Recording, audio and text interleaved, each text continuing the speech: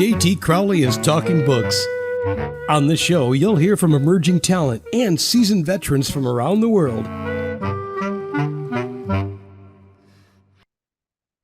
Hello, I'm JT Crowley, and I'm delighted to inform you all I have another very talented author, AK Cooper-Elliot, from Yorkshire in the United Kingdom, to talk about her children's books that make up the Lilly Everlea series. There are 3 books in the series. Hey, It's Me, it's Lilly Everlea. Hey, It's Me Again, it's Lilly Everlea. And Hey, It's Me, Lilly Everlea, I'm Here Again. And she is, everyone. Now, we are going to talk about the children's book, but AK does write adults' books. And if you want to see what those books are about, then have a look at the written introduction on Web Talk Radio's Talking Books page that accompanies this podcast, and also going to have a look at her web pages and her social media sites. But we're not going to talk about the adults' books. We might do that at a later date, everyone. Who knows? So it's just going to be the children's books today, the Lilly Everlea series. AK was born in Germany. She's married and has 2 grown-up children who she says have fled the nest. AK, as I've already said, lives in Yorkshire. It's a beautiful county in the United Kingdom. AK in her past was a high-flying executive in procurement and accountancy, but her diagnosis of multiple sclerosis meant she had to step away from the world of high corporate finance and seek a career path that was more in keeping with her physical abilities, as MS, as we all know, is a very debilitating condition to live with. And AK has learned to adapt her life to fit around her new lifestyle, hence becoming an author. So let's invite her on the show to talk a bit about herself and her children's books, the Lilly Everlea series. AK, come and join me. I'm getting very lonely on this show at the moment, so come and join me and tell us, who are you and why did you write this children's books series? Hi, John. Good morning. Right, I came along to write these books because I've always had a story inside me. And from a very, very young child, I always wanted to write books, but I never had the time to do it. So obviously, with my illness, it's created time, and now I'm just reeling every book off what I can write at the moment, and I'm enjoying every aspect of it. So why the Lilly Everlea series? Why this character? Why these storylines? As a small child, I always loved detective shows like Scooby-Doo and Nancy Drew. And obviously, I kind of put those 2 scenarios into a bag and shaking it up, and I've produced Lilly Everlea. And Lilly Everlea is a 13-year-old detective, but she's got a very young attitude. She's more like a 10-year-old rather than 13. And I think it absolutely opens up a world of excitement and comedy. I think it does, everyone. When you look at the books, you'll see the stories they're very sweet. They're very funny at times, and they're definitely engaging. So let's go and have a look at these books, everyone. Now, normally, everybody, when we do a series of books like the Lilly Everlea series, we normally start with the first book, then go on to the second and on to the third. So, because the storylines generally follow from the first to the last. But it's a Yorkshire thing, everyone. We're not doing it this way. We're actually going to be doing the last book first, because that's the book that AK wants to be the star of the show. So we're going to do the last book first, and then we're going to work our way backwards to the first, just to confuse you all.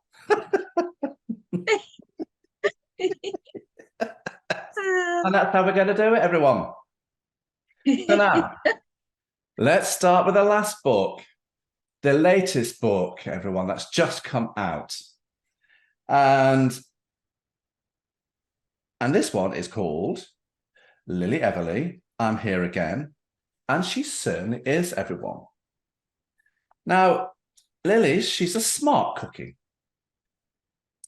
who likes to be a detective, investigating who's guilty of doing the misdemeanor. And in this book, we have 3 little mysteries for Lily to get her itchy claws into.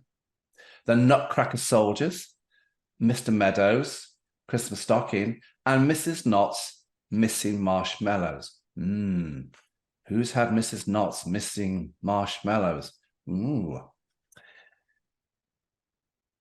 Where, AK, in the inner recesses of your creative mind, did you pluck these 3 little scenarios out of, and tell us a little about Lily's character? Okay, well, Lily's character is very much like me. Really? She's very. Is she you in a younger age? Yeah, she's a younger me.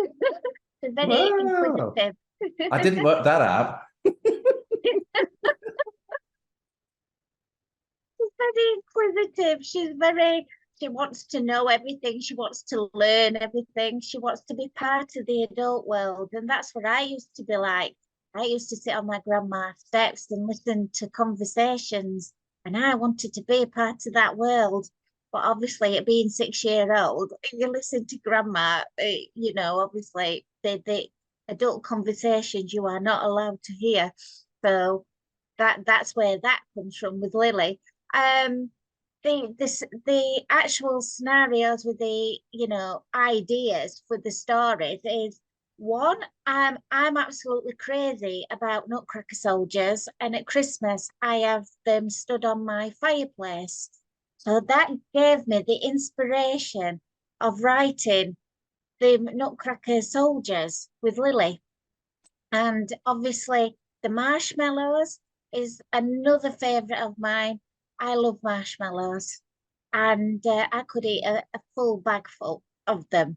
And to create a blueberry flavour is absolutely out of this world, because it's one of my favourite flavours. And then obviously the Christmas stocking, we always have Christmas stockings in the, Cooper-Elliott household. And it gave me an inspiration because I'm an absolutely big fan of jelly sweets. And I'm thinking, yeah, Mr. Meadows and his pineapple fruits. How wonderful. Let's get them into the Christmas stocking. There you go, everyone. It's all about AK Cooper-Elliott. She's just dressed herself up as the character, Lilly Everlea. She's dreaming her childhood dreams. We all do that. Now, the first story, Lily and the Nutcracker soldiers, you set the scene at Duxdale Village, home to all the characters. The village Christmas tree is going up in the snow. Lily's in a hurry to attend a local choir practice, and Mrs. Lemming mentions her Nutcracker soldiers who come into life at night. What's the little storyline here? It's a sweet little story. Tell us. It is. Basically, Mrs. Lemming gets up every morning, and her 6-foot Nutcracker soldiers are moved away from a fireplace, and they either sitting at the breakfast bar with a little cup in front of them, or they're relaxing on the sofa, or they in the dining room. And she thinks it's wonderful because these dolls are coming to life at night. Well, Lily doesn't believe that. So what she does is she stays overnight because she visits Mrs. Lemming with her butler, Mr Meadows, and they get snowed in. So while they're snowed in, she's going investigating why these Nutcracker soldiers are coming to life. And I can't reveal much more because I will give it away, but it's got a twist, and it's a lovely little twist in the story. Got a twist, everyone. It sure does. It does, yes. It sure does. It sure does, yes. So these Nutcracker soldiers are 6 foot tall? Yes. Wow. Yes, and they do actually produce 6-foot Nutcracker soldiers. I mean, I think mine are 4 foot I've got. but you can purchase them in different heights, and I think they look wonderful. Is there any room left in your house at Christmas with all these Nutcracker soldiers? No, because I have Christmas trees all over it as well. What can you say? Now, Mr. Meadows' Christmas stocking is an enchanting little story.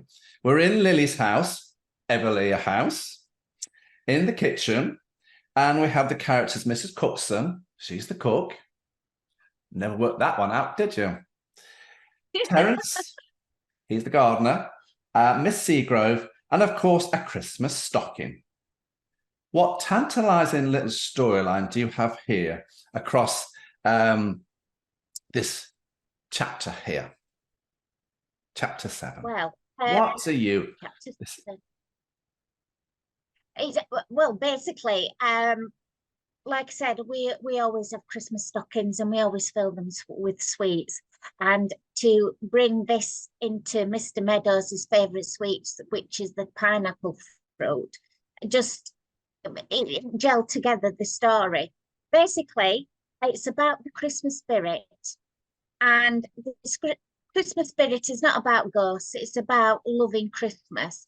And basically, Lily wants to know why Mr. Meadows at night is walking around with a Christmas stocking. He also walks around with a bag of oranges and he disappears and she doesn't know where he's vanishing to.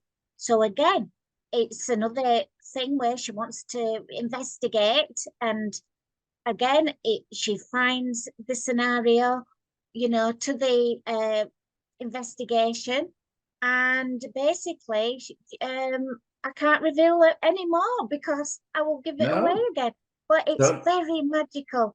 It's very magical. Yes. It is very magical, and because this scene over these chapters, it's very sweet, it's very enchanting, it's very endearing, and it's Christmassy. It's Christmassy. It is. Yes. Now, I want to know the third mystery in this book.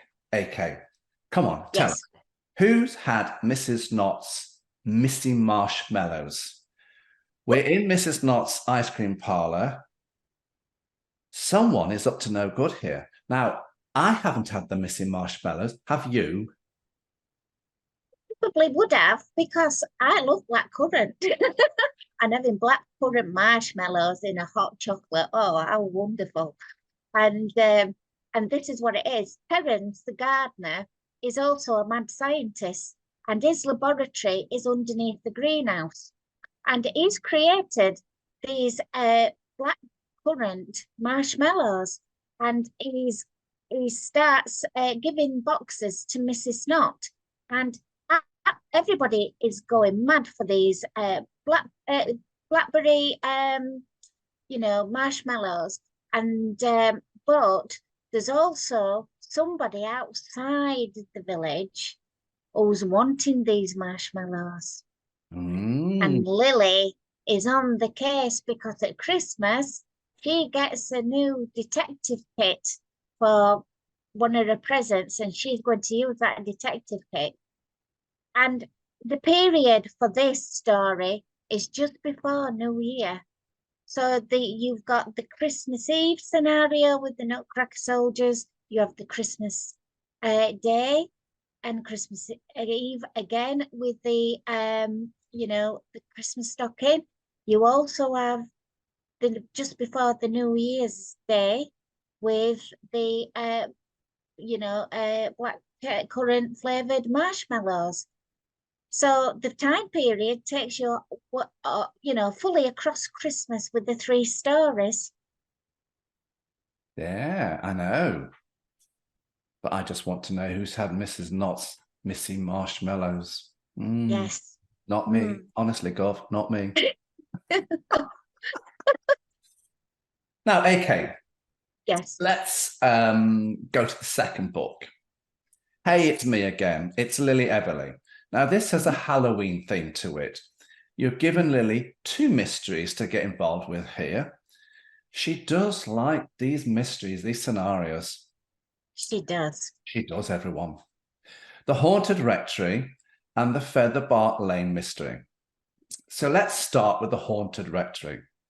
Yes. The scene is the large foyer of Everlea House, and it's been decorated for Halloween with boxes of skeletons, bats, witches, giant cobwebs everywhere.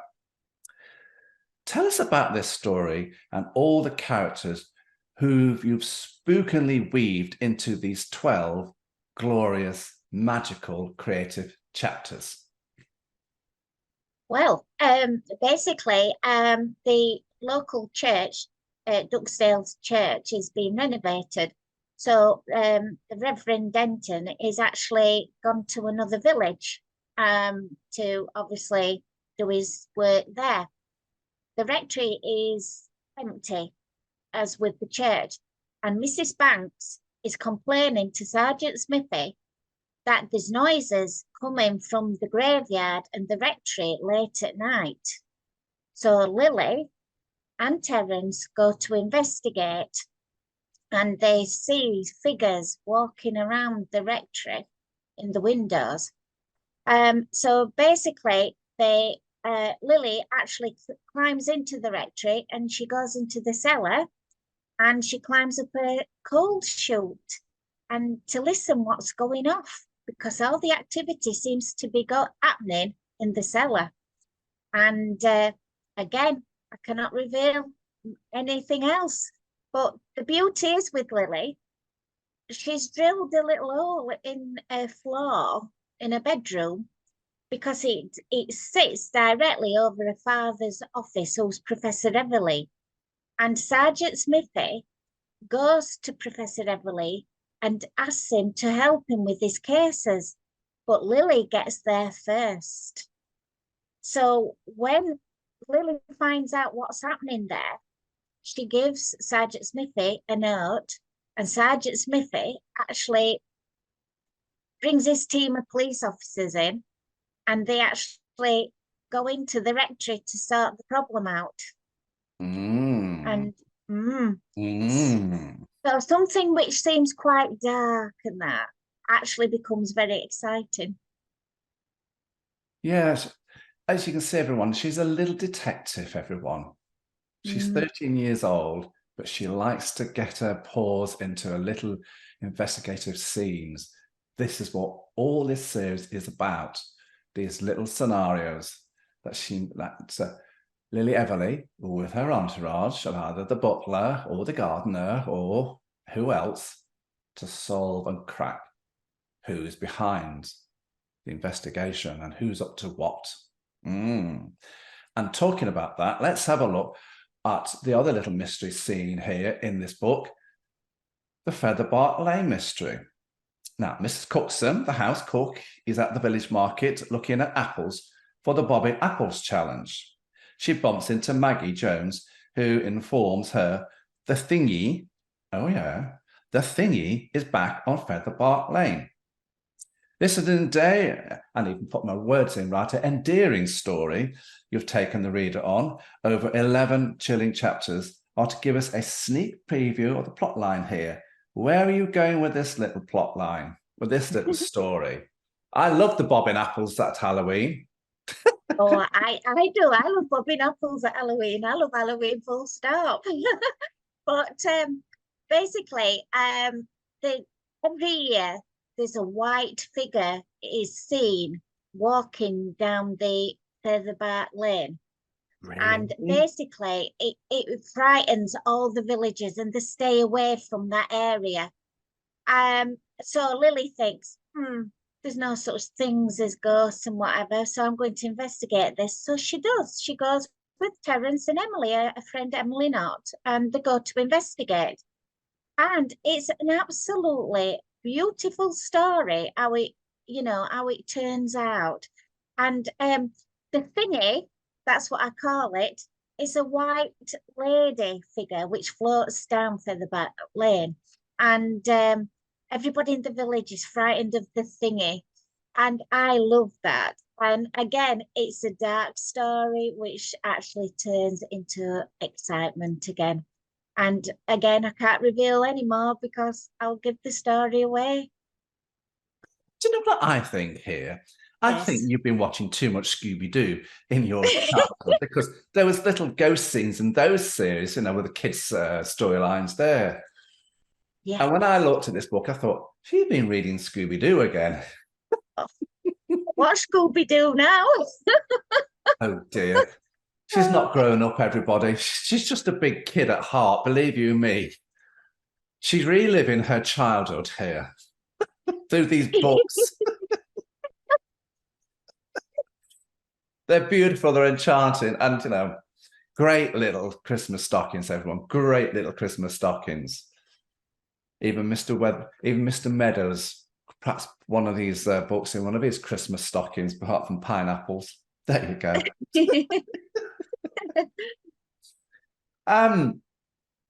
Now, AK, the first book. I said, everyone, we're going to do this series in reverse order, just to keep you all on your toes. Hey, it's me, it's Lilly Everlea. Now, again, you've given Lilly and all her entourage 2 mysteries to investigate: the ruby ring and the time marrow in this one. Now, in the ruby ring story, which you wonderfully and gracefully tell over 14 short chapters, you set the scene at the end of the school summer holidays. Lily's getting ready to go back to school, but her father, Professor Everlea, has received a phone call from the school to say that due to an outburst of measles amongst the school staff, school opening has been delayed. So Lilly now has time to solve another mystery. And it wasn't long before another case hit Professor Everlea's desk. The ruby ring. What's Lilly up to here? What's she up to? Come on, tell us all. Well, Mrs. Lemming has lost a ruby ring, and she's frantic about it, basically. And not only has Mrs. Lemming's lost their jewellery, but a lot of the villagers' jewellery is going missing. And it's all linked to an old sweet shop. And the sweet shop is empty and run down, and there's activity inside. And Lilly wants to know why. So she does actually climb in through a broken window at the back of the old shop, and she goes in to find out what's happening. Again, it's got a twist to it. It's the story is related to criminals, but in a comedy way. It's funny. And Lilly actually solves a crime before her father does. And again, with the second book, The Time Marrow, all the cats in Duxdale Village are all falling asleep all at the same time. And it's something to do with the catnip. And it's Mr. Muggles' catnip. All right. So we'll get to that one in a minute. We'll get to that one in a minute. Yeah. She's jumping the questions here, everybody. I've just had to tell her off. Oh, sorry. Sorry. She's getting carried away with the storylines. It's so exciting. So, but Mrs. Lemming now, she's with the ring. She's a very warm-hearted person. Yes. And because she lives in the cottage, and she doesn't, she just invites people in, doesn't she? She does. That's the thing. Correct, John. She shouldn't, but she does. She'll give anybody tea and cake. Come in and have some cake, and I'll make you a cup of tea. That's what she's like. And any salesman, anybody knocking on a door, they're in for cake and tea, and that's a downfall. Yes. But isn't that the Yorkshire character? That's the Yorkshire lives. You go up there, everybody, and you get welcomed in. You open the door and you just sit down. And where's the tea? Where's the cake? She's a Yorkshire character, isn't she? And that's she is. But she's yes, she is. She's got the Yorkshire in me, basically. But she is, more southern. She's down there, she's down more south than Yorkshire. but she has got that Yorkshire spirit in her. So is there a little bit of Mrs. Lemming in you? Probably my mum. I see. Because anybody comes to the house, we have got lots of biscuits and cakes in the cupboard. So, and tea. I drink Earl Grey tea. I have different types of teas. So yeah. I suspect that the character was based on a little bit of yourself or somebody that you knew. I was right. Yes. Yes. Now let's go to the time marrow, shall we? Yes. Oh yes, we've got to time. Oh, I've jumped the gun because this is she jumped the gun, everyone. Yes. She hasn't followed the guidelines. No, I've got my thing. Let's go to the Time Marrow mystery, the second story in the first book, and the last adventure we're going to look at for Lilly Everlea in this chat. Here we have Lilly and Emily on the school bus coming home on the last day of term and the start of the holidays. The two girls are talking about all sorts of things, as girls of that age do. They do, yes. Electronic engineering, trackers, computers, terrace invention.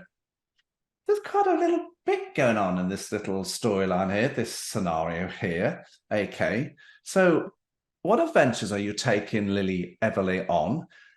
And where are you taking the characters to? What are you saying here? What's the story about? Right. It's about Duxdale Village. All the cats are falling asleep at the same time. It's something to do with Mr. Muggles' catnip. So Lilly and Terrance look back in history, and in 1898, that's when it's produced. And basically, the Victorians used to drink catnip tea. So what they do is they go back in his time marrow, because he's created a time machine in the shape of a metal marrow, and it goes back to 1898, and they have to stop production of this catnip. When they do, it changes history, and Mr. Muggles' catnip becomes Mr. Muggles' chamomile tea. And because Terrance introduces them to calamine. So this little mystery is beautifully woven over 12 adventurous chapters. Did you enjoy writing this scene? Like all your other little short stories, do you enjoy it basically, AK? Yes. With all my books, it's kind of like I'm sat writing my stories, and the characters are like stood around me. I can feel them. I feel everything in the book. I feel them. For me to create a good character, you've got to feel, you've got to think, you've got to see how they do, basically. You've got to be their eyes.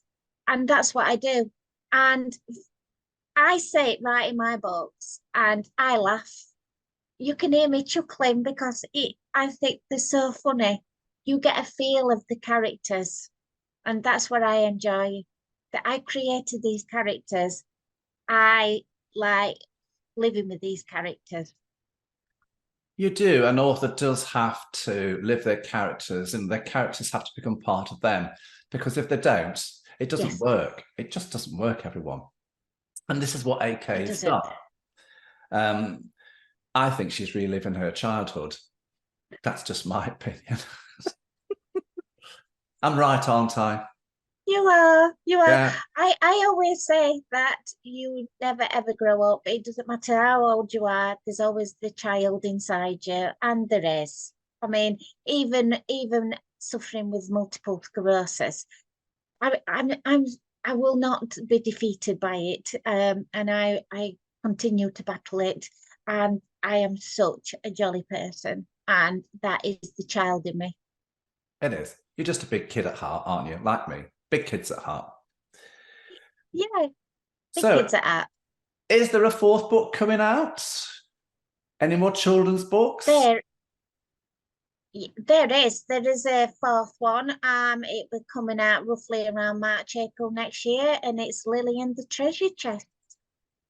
And there's Ooh. 2 stories in that book, because the second story is Lily and the Magpies. Ah. So what's the book going to be called again? Lilly Everlea and The Treasure Chest. the Treasure And Chest. yes, they use a time arrow again to going back in time to 1700s this time. Ah. So there you are. There are more books in the children's series coming out, everyone. Now, there are, as I said, she not only writes, AK, that is, not only writes children's books, but she writes adults books. And if you want to go and have a look at those books, then go to her webpage or go to the Web Talk Radio's written introduction, which accompanies this podcast, and get a feel for what they're about as well.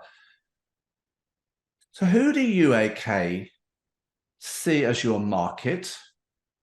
And who do you want to be your market? Are these books that kids to read or something to read at bedtime stories? How do you want your books to be seen and read, and by who? Right. The children's books are for for children about 6 years plus, intermediate readers. But also it's good for the parents as well to read to the children, because it's so exciting. The stories are really exciting, and a child would sit down and listen to these type of stories. So that's the area I'm marketing the Lily books. But in the future, there is the Lily College Years, which will be coming out, and that's going to be from 12 plus into adults. And that one that's the area I'm marketing. They're still children, but more teenagers. And then obviously I've got my adult books, which are from 16 plus upwards.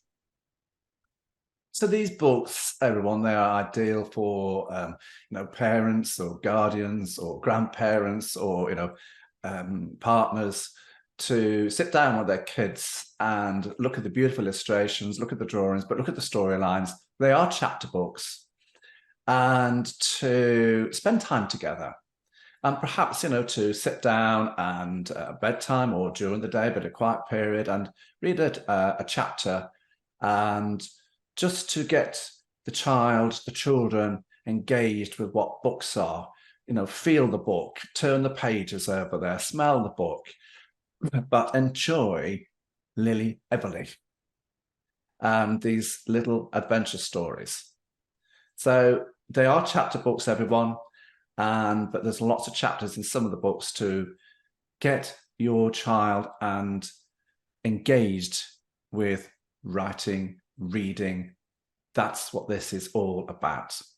But told through Lilly Everlea, with her little mystery investigative nose. Where can people get your books from, AK? Right. Obviously Amazon, which is the huge marketplace. They can purchase them from Waterstones, the Kobo, or you leading bookstores around the world. AK Cooper-Elliot, thank you very much for joining me today. I'm JT Crowley. Thanks for listening, watching, wherever you are in the world. So until next time, stay safe.